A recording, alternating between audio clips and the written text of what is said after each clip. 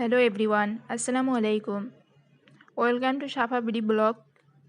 আশা করছি আল্লাহর রহমতে আপনারা সবাই ভালোই আছেন। আলহামদুলিল্লাহ, আমি আল্লাহর রহমতে ভালো আছি। আজকে আপনাদের সাথে শেয়ার করব কিছু ভর্তা রেসিপি। এজন্য প্রথমে কিছুটা মৌসিম নিয়ে নিলাম। মৌসিমগুলোকে নিয়ে ভালোভাবে পরিষ্কার করে নিচ্ছি।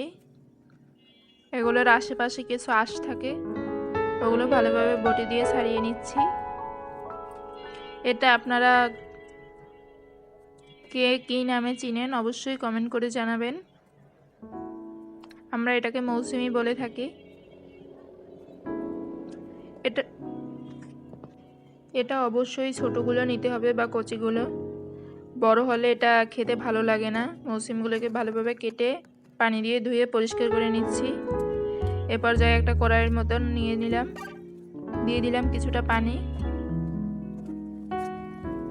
দিয়ে ভালোভাবে সিদ্ধ করতে দিলাম এবং এদিকে কিছুটা শুকনো মরিচ ভালোভাবে ভেজে নিচ্ছি। একটা কড়াইয়ের ভিতরে কিছুটা তেল দিয়ে দিলাম এবং সঙ্গে দিয়ে দিলাম কিছুটা পেঁয়াজ এবং রসুন। পেঁয়াজ রসুনটাকে ভালোভাবে ভেজে নিচ্ছি। এখন দিয়ে দিলাম একটু নুন, সঙ্গে দিয়ে দিলাম কালো জিরা,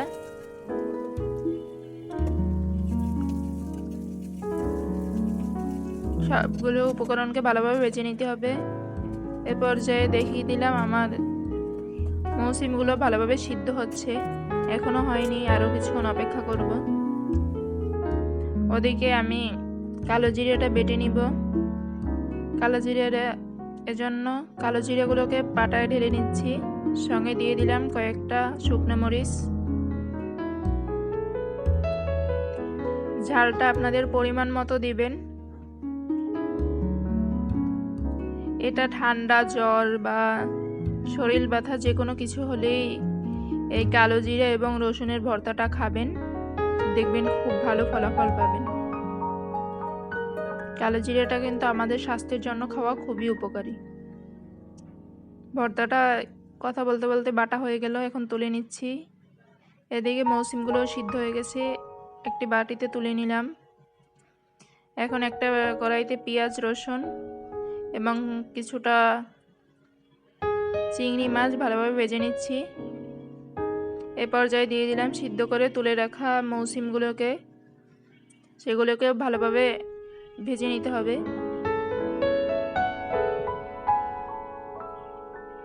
এটা খেতে কিন্তু দারুণ হয়। ভালোভাবে ভাজা হয়ে গেলে এখন পরিমাণ মতো মরিচ দিয়ে এটাকেও বেটে নিচ্ছি। বেটে নেওয়ার পর এই ফাইনাল লুক